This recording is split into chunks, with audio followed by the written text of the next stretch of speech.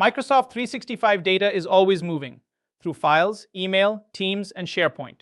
Sensitivity labels give that data a clear identity, so Microsoft Purview can classify it, protect it, and apply the right governance wherever it goes. We've already built the security foundation: tenant strategy, identity and access controls, threat protection, and incident response. Module 4 introduced Microsoft Purview. Now we narrow the focus to sensitivity labels, where business classifications become real controls, such as encryption, access limits, sharing restrictions, and automatic protection. Sensitivity labels connect business meaning to technical protection. When users label content as public, internal, or confidential, Microsoft 365 can turn that choice into actions: visual markings, encryption, access restrictions, or sharing controls. The same model applies across documents, email, meetings, Teams, groups, and SharePoint sites. The design challenge is balance. Labels need to reflect real business risk and compliance needs, while remaining simple enough for people to choose correctly. When designed well, protection follows the data, even when it moves beyond its original location. An effective label taxonomy should feel familiar to the business, not just to IT. Categories like public, internal, confidential, and highly confidential are often enough for the first model. The risk is over-designing. Too many labels create hesitation, inconsistent choices, and low adoption. Each label should have clear criteria, practical examples, an owner, and expected handling rules. Keep classification separate from enforcement. The label expresses business intent. Policies can apply encryption, access limits, or warnings as maturity grows. That gives users a stable model while administrators improve controls over time. Labels work best as a shared business language for risk. Public content is approved for broad sharing. Internal content stays within employees and trusted collaborators. Confidential data such as contracts or sensitive financials needs tighter access and controlled sharing. Highly confidential is reserved for regulated, legal, or executive material where encryption, monitoring, and strong permissions are expected. Sublabels add context, such as project, finance, or legal, without creating a separate classification model. Sublabels add precision without making the overall model confusing. The top-level label still communicates sensitivity, such as confidential or highly confidential. The sublabel explains the regulated or business context, such as healthcare, financial, or legal. That context should connect directly to sensitive information types, compliance obligations, and accountable business owners.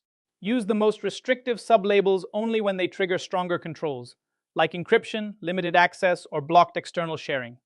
Clear definitions and examples help users understand when a sublabel is required. Creating a sensitivity label is only the beginning. A label becomes useful when a policy publishes it to the right audience. Start by defining the labels and the protections they represent. Then configure policy behavior, whether a label is required, which label is applied by default, and when users must justify removing or lowering a label. Scope the policy carefully to users, groups, departments, or administrative units. Begin with a pilot group, monitor adoption and support issues, and expand gradually. This keeps governance strong without surprising the entire organization. When a label applies encryption, protection travels with the document or email, not just the storage location. The label tells Purview which rights management rules to enforce, who can open the content, and whether they can edit, copy, print, save, or forward it. Access can be granted to named users, security groups, entire domains, or role-based sets such as all employees. The main design point is balance. Strong restrictions reduce leakage, but overly tight rules can block legitimate work or recovery. Plan exceptions and ownership carefully. Some label controls are visible reminders. Others actively enforce restrictions. Prevent forwarding is commonly used for sensitive email, where uncontrolled redistribution is the main risk. Visual markings such as headers, footers, and watermarks do not block access by themselves, but they remind people how content should be handled. Offline access limits reduce exposure when devices are disconnected by requiring reauthentication after a set period. Usage restrictions go further, limiting actions such as printing, copying, exporting, or editing. The goal is to combine awareness and enforcement based on sensitivity and business need. Encryption should protect the business, not trap it. Imagine finance labels every budget file as highly confidential with strict encryption. Security improves, but partners cannot review forecasts. Mobile users hit access errors, co-authoring breaks, and support has no clear recovery path. A better design starts with the real requirement. Encrypt only the content that truly needs it. Grant access through groups instead of named individuals, and define admin recovery before rollout. Then test the collaboration paths people actually use, especially external sharing and critical workflows. Container labels extend sensitivity governance from individual content to the collaboration space itself. Applied to a team, Microsoft 365 group, or SharePoint site, they define workspace rules such as privacy, guest access, external sharing, and unmanaged device access. This allows the container to be treated as confidential, public, or somewhere in between, based on what people are expected to store there. Container labels do not replace file or email sensitivity labels. They create guardrails around the space, while item-level labels still protect the actual documents and messages. Container labels also work as reusable governance templates. An internal project team might stay private, with sharing limited to employees and managed devices preferred. An external collaboration site can allow guests, but with tighter sharing and membership reviews.